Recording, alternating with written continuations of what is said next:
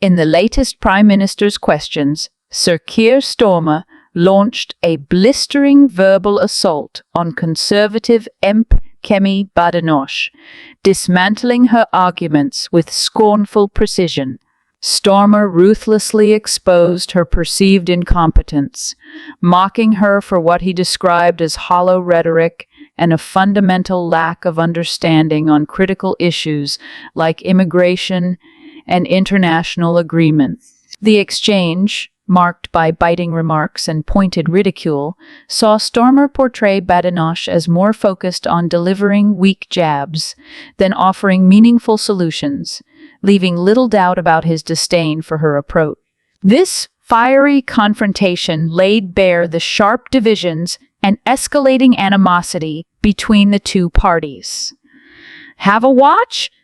Mr. Speaker, he says he wants to smash the gangs. The only thing he's smashed is his own reputation. The fact is, what he has been agreeing is not going to do anything. The cost of the Iraq agreement is £500,000. That wouldn't even buy a house in his constituency. Many of the things he's taking credit for are our agreements. Let's talk about what he put in his manifesto. The Prime Minister promised to end asylum hotels. He promised, he's the Prime Minister now, he promised, but in Altrincham and Peterborough, his government is expanding the use of asylum hotels because he unilaterally disarmed the deterrent.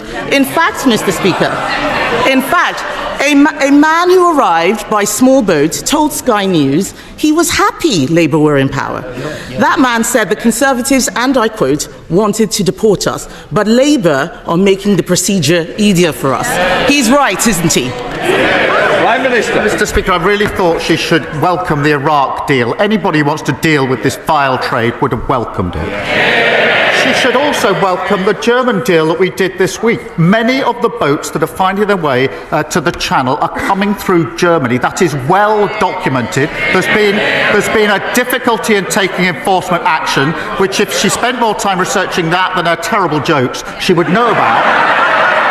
And we have signed an agreement to smash and take enforcement action in Germany to stop those boats getting to the coast. That is effective action. She should welcome it. It's really good news. All law enforcement think it's a good thing. Why does she think it's a bad thing? In a heated exchange in Parliament, Keir Starmer launched a scathing attack on Kemi Badenoch, dismissing her criticisms of the government's handling of immigration and international agreements. Starmer, firmly on the offensive, shifted the debate from Badenoch's accusations of failed agreements to highlighting her lack of understanding of core issues.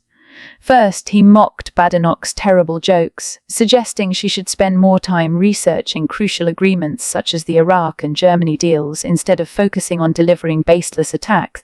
Starmer emphasized that these agreements were practical efforts aimed at curbing illegal migration routes, including those through Germany to the English Channel. By doing so, he not only refuted Badenoch's claims, but also underscored her ineffectiveness in grasping the complexities of enforcement measures. Going further, Starmer criticized Badenoch's overall approach to immigration issues, implying she opposed realistic solutions and instead relied on groundless accusations. He argued that law enforcement agencies and experts widely supported the agreements he had negotiated, sarcastically pointing out that Badenoch appeared to be the only person who viewed these measures as bad news. The climax of Starmer's rebuttal came when he compared Badenoch to an arsonist complaining about the people trying to put out the fire. He accused her of appearing in Parliament week after week with a litany of complaints rather than offering constructive solution. Starmer concluded by asserting that the government was working to fix the mistakes of the opposition's previous immigration policies, while Badenoch's actions only served to exacerbate the problem. Overall, Starmer's response was not merely a rebuttal of Badenoch's arguments, but a calculated takedown of her credibility. His remarks aimed to discredit her entirely, turning the exchange into a rhetorical assault designed to undermine her image in the eyes of the public. Let's follow the next developments. Because the numbers are going up, Mr. Speaker, under his watch. The Prime Minister has consistently backed criminals over law-abiding British people. He defended terrorists like Hizb ut-Tahrir in the European Court. He argued all immigration law had a racist undercurrent. He voted against life sentences for people smugglers. He voted against more than 100 measures to control migration. He even said it was wrong. He even said, Mr. Speaker, that it was wrong when the Conservatives took away Shamima Begum's citizenship. Now he has appointed her defense lawyer as his Attorney General. Mr. Speaker, events in Syria mean we may see more small boat arrivals. For once, will he take the side of the British people and strip citizenship from jihadi terrorists and supporters of Assad who want to come back and destroy this country? Prime Minister. Mr. Speaker, I was Director of Public Prosecution for 5 years. Unlike anyone on their benches, I was prosecuting for 5 years hundreds of thousands of criminals. That includes huge terrorist gangs, rapists. I was working for 3 of those 5 years with the then Home Secretary Theresa May, who commended the work that I did at the end of those 5 years. So for her to stand there and say, I haven't done anything in law enforcement, I dedicated 5 years of my life to law enforcement, locking up criminals, which is more than she can say. And it would be easier to take the opposition seriously if they actually got serious. Not a slither of remorse, not a hint of contrition. It's like the arsonists complaining about the people who are trying to put the fire out.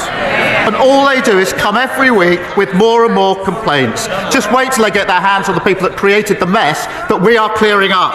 We're fixing the economy, we're ending their open borders policy, we're taking down the waiting list. That's what people voted for. We're delivering it. In a fiery parliamentary exchange, Keir Starmer launched a withering attack on Kemi Badenoch, tearing apart her accusations regarding the government's immigration policies and approach to crime. Leveraging his extensive experience as the former director of public prosecutions, Starmer systematically dismantled Badenoch's arguments while casting doubt on her competence and understanding of the complexities of law enforcement and national security. Starmer began by addressing Badenoch's claims that he had backed criminals, a notion he dismissed as baseless. He pointed to his years of prosecuting hundreds of thousands of offenders, including some of the most dangerous terrorist groups and serious criminals in the UK. Highlighting his close collaboration with then Home Secretary Theresa May, Starmer recalled that his work was publicly commended for its effectiveness in tackling crime and delivering justice. This stood in stark contrast to Badenoch, whom he suggested had little to no practical experience dealing with such critical and high-stakes issues. Building on his rebuttal, Starmer then ridiculed Badenoch's overall approach, likening her to an arsonist complaining about the people trying to put out the fire. He criticized her for failing to propose constructive solutions and accused her of coming to parliamentary debates week after week, armed only with shallow criticisms and political attacks. According to Starmer, Badenoch seemed more intent on scoring cheap political points than offering meaningful input, leaving her accusations hollow and devoid of substance. Starmer continued his takedown by pointing to the government's efforts to rectify the mess left behind by the opposition, particularly in areas such as border control and NHS reform. He emphasized that these policies were designed to address the deep-rooted issues Badenoch and her party had allowed to fester. Starmer underscored Badenoch's role in exacerbating these problems by adopting an uncooperative obstructionist stance, which he argued had done more harm than good to the nation's interests. In one of his sharpest criticisms, Starmer noted that while the government was busy implementing tangible solutions to reduce HS waiting lists and tighten immigration controls, Badenoch seemed fixated on criticizing those efforts without offering alternatives. He questioned how someone so detached from the realities of governance could expect to be taken seriously when discussing policies of national importance. Ultimately, Starmer's response went far beyond a simple rebuttal of Badenoch's point. It was a meticulously crafted political assault aimed at undermining her credibility and exposing her perceived weaknesses.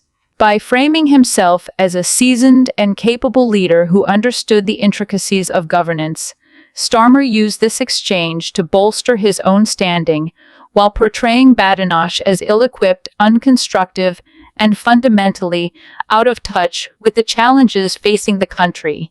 This confrontation not only highlighted the growing tensions between the two, but also set the tone for future political battles in Parliament. Thank you for watching. If you have any thoughts or opinions, feel free to share them in the comments below. Don't forget to like the video, subscribe to the channel for more updates, and join us on Telegram for exclusive content and discussions. Your support means a lot.